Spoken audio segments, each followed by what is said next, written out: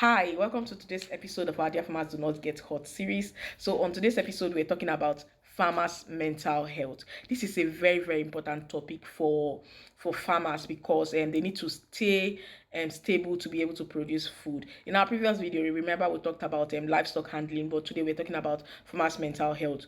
So, we're talking about some of these things that can stress farmers. What are some of the mental stressors for farmers?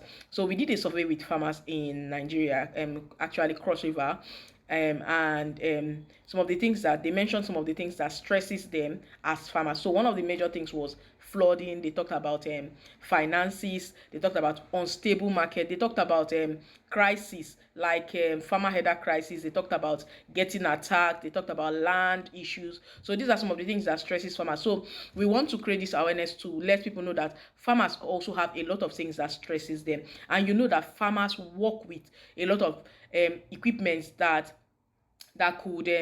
are very harmful. So some things like machete. Imagine somebody that is not thinking well, that is not in their right frame, that is really stressed up, and then they are working with something as sharp as a machete, and then we don't want any accidents to happen to the farmers. That's why we're putting it out there so that people can know that farmers also experience some kind of stressors. And in our next video, we'll be talking about some tips for self-care for farmers, so that once you're experiencing stress, you know how to identify the stress, and then you can also take care of yourself and make sure that you're safe while you're producing food. So look out for our next video talking about self-care tips for farmers. Until that next video, I'm going to see you. Thank you for watching. Like, share, comment, and make sure that people are engaging in this video. Thank you so much for watching. Until our next video. Bye.